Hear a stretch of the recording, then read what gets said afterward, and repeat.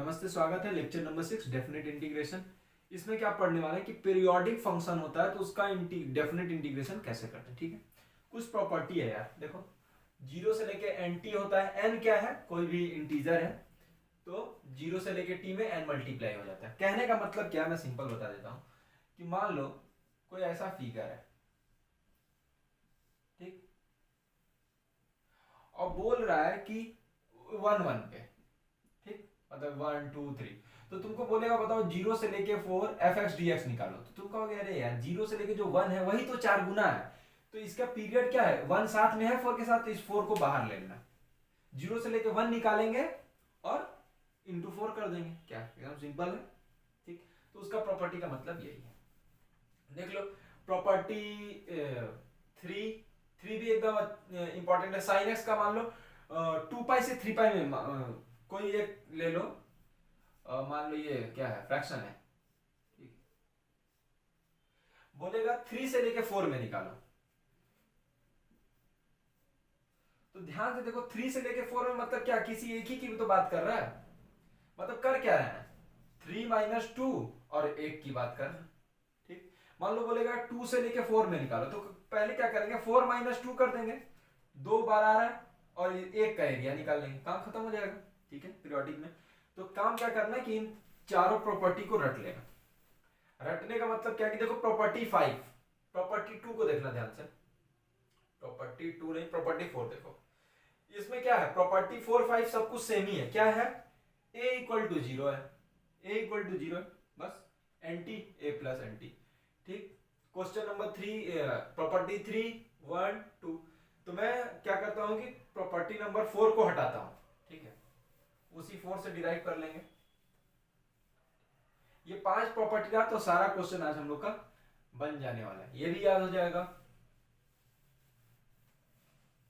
और पहले वाला तो पता ही होता है। इन दो प्रॉपर्टी में हो सकता है कि नया नया है तो प्रॉब्लम हो सकता है। स्टार्ट करते हैं।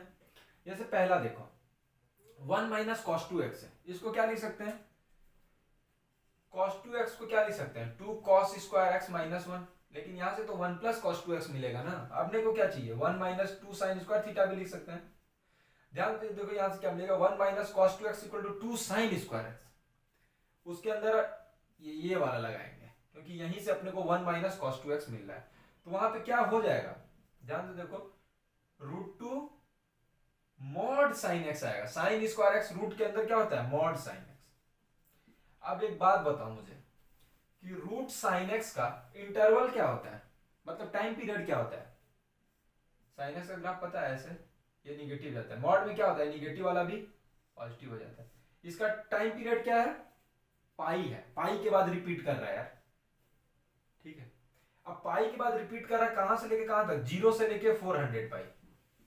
खुद बताओ, बोल रहा है कि पाई ऐसा कितना 400 पाई तक जाना, तो मैं बोलूंगा कि टाइम पीरियड तो पाई है ही, 400 से पहले मल्टीप्लाई कर दो और 0 से लेके पाई में कैलकुलेट कर देना, √2 बार है मॉड साइन एक्स।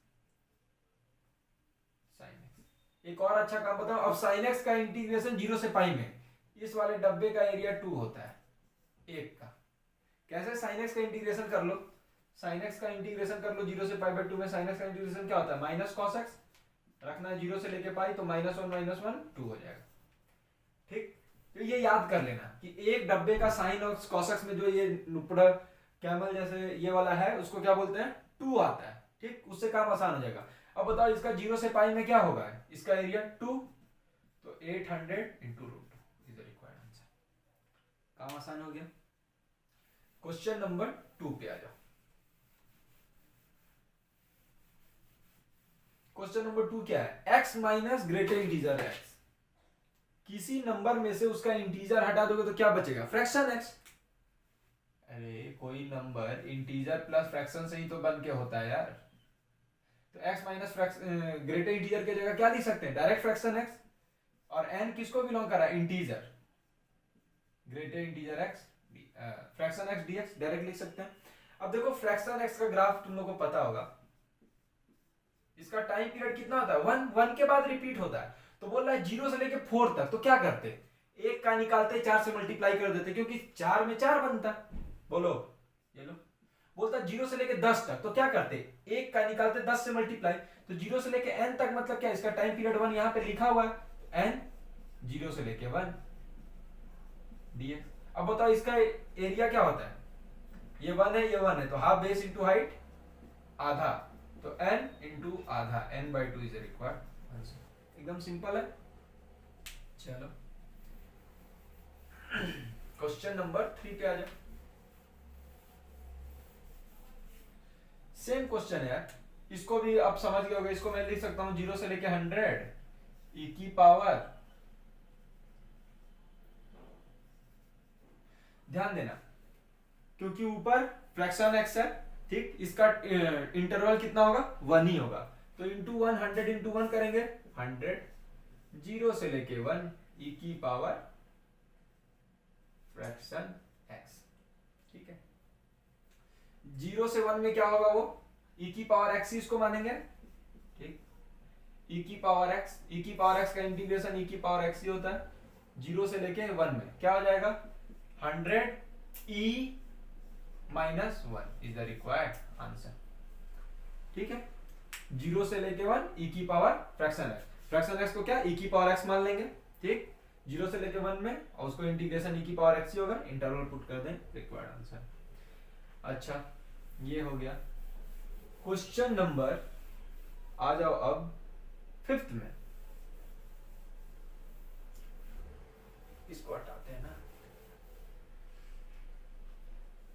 प्रॉपर्टी को याद कर लेना। 5th को क्या करेंगे, 0 से लेके ग्रेटर इंटीजर फंक्शन, वो अब पता चल गया उसको क्या लिखना है।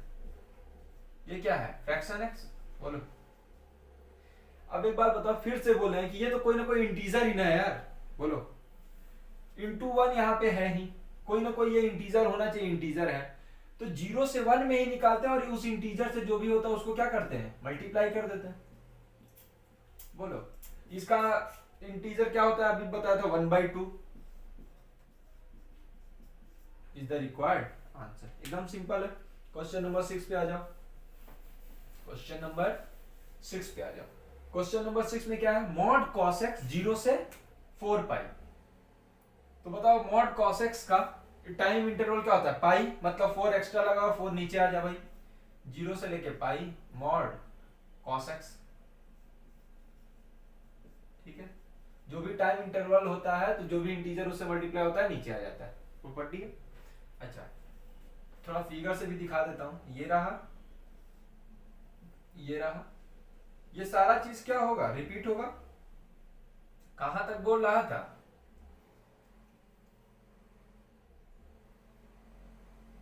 नब्बे, 180, 360, 360, और यही सारा चीज रिपीट होगा। एक बात बताओ, ये आधा आधा मिला के एक पूरा वो बना लेगा ऐसा, उसका एरिया कितना होता है 2, कितना बन रहा है 1 2 3 4, तो मतलब 0 से लेके पाई में इसका एरिया कितना है 2, आधा आधा मिला के ही तो बना है, तो 4 × 2 8 इज रिक्वायर्ड आंसर, एक लाइन में। वरना करना चाहो तो कर सकते हो, तोड़ना पड़ेगा, 0 से लेके π/2 आएगा ये, ठीक है ना। चलो ये मैं ये बोलना चाह रहा था कि ये जो sin x का इसका पता है 2 है, इसी को ये दो पार्ट में तोड़ा हुआ है। इस पार्ट को ये ऐसे मान लो ऐसा उल्टा हुआ है, इस पार्ट को भी ऐसे उल्टा किया हुआ है, ये और ये दोनों का एरिया सेम होने वाला है 2 मिला के। चलो इस क्वेश्चन को भी खत्म करते हैं। क्वेश्चन नंबर 8, क्वेश्चन नंबर 8 क्या है, 0 से लेकर 10 पाई कॉट इनवर्स कॉट एक्स। इसका ग्राफ थोड़ा पता होना चाहिए, कॉट इनवर्स एक्स का क्या होता है, पाई में, ये भी पाई, यही सेम टू सेम रिपीट होते रहता है, ठीक है। क्या होता है, रिपीट होते रहता है ऐसे, ठीक। अच्छा जब रिपीट होते रहता है, ठीक, जब ये रिपीट होता है तो मतलब 0 से पाई, पाई इसका क्या है, इंटरवल है, तो 10 एक्स्ट्रा मल्टीप्लाई है ना इंटीजर, उसको बाहर ले लेंगे, 10 0 से लेके पाई कॉट इनवर्स कॉट एक्स। एक बात बताओ इसका एरिया क्या है, यही इसका मतलब क्या होता है 0 से पाई में इसका area pi into pi, half pi square, तो इसकी वैल्यू क्या है half pi square, 10 into half pi square, 5 pi square is required answer. एक एक लाइन का एकदम सिंपल होता है ये, इसका क्वेश्चन पीरियोडिक का क्वेश्चन आएगा तो एकदम सिंपल आता है और बनेगा ही बनेगा। ठीक है, क्वेश्चन नंबर 7 देखो। अब भाई ग्रेटेस्ट इंटीजर का 0 से n में निकालना तो मुश्किल है, उसको किस में ले जाएंगे, फ्रैक्शन में ले जाएंगे। किस में ले जाएंगे, फ्रैक्शन में। तो ऊपर वाले को देखो क्या लिख सकते हैं, 0 से लेके n x माइनस 0 से लेके n फ्रैक्शन x, बोलो, क्योंकि इसको मैं क्या लिख सकता हूं, x माइनस फ्रैक्शन x, ठीक, उसको अलग अलग ले लिया। बोलो नीचे क्या है, 0 से लेके n fraction x, n belong to natural number, ठीक दिया हुआ। अब दोनों को अलग अलग डिवाइड कर दो तो क्या हो जाएगा, 0 से लेके n x का इंटीग्रेशन dx, 0 से लेके n फ्रैक्शन x का इंटीग्रेशन dx, ठीक, माइनस 1, क्योंकि ये तो दोनों सेम ही है। एक बात बताओ, 0 से लेके n x का इंटीग्रेशन, उसका तो सिंपल है ना यार, x स्क्वायर बाई 2 क्या रखना है 0 से लेके n, और इसका आंसर क्या होगा, इसमें इसका टाइम पीरियड क्या होता है 1, तो n मल्टीप्लाई हो जाएगा 0 से लेके 1 ग्रेटर इंटीजर dx। बोलो अब देखो सिंपल क्या कर सकते हैं, इसको वैल्यू पुट कर देते हैं, n स्क्वायर बाई 2 और नीचे वाला क्या आएगा n, इसका एरिया आता है आधा, ठीक, आप बेस इंटू हाइट 1 1, n से n गया, एक n गया, क्या आ गया n ही आंसर है, n बाई 2 2 कट जाएगा, n is the required answer. एकदम सिंपल। क्वेश्चन नंबर 4 पे आ जाओ।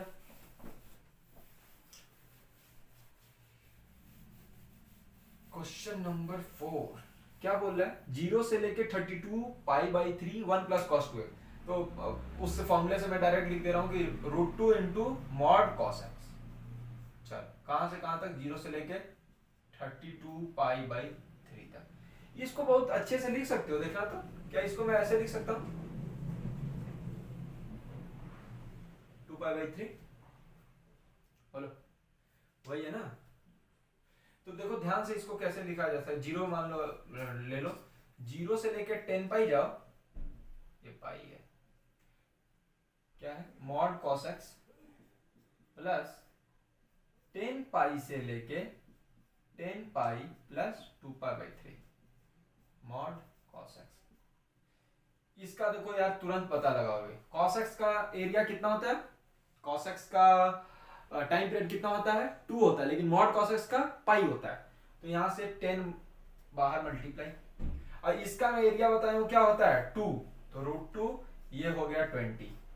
मेन है ये देखो क्या है एंटी प्लस ए है, तो इसको क्या लिखते हैं 0 से लेके 2 पाई बाई 3। अभी एक प्रॉपर्टी लिखे थे वो थोड़ा सा हट गया, ठीक है, उसको अभी जो हटा दिए, ये मॉड कॉस एक्स, मतलब मेन अपना 0 से लेकर 2 पाई बाई 3 तक मॉड कॉस एक्स को करना है।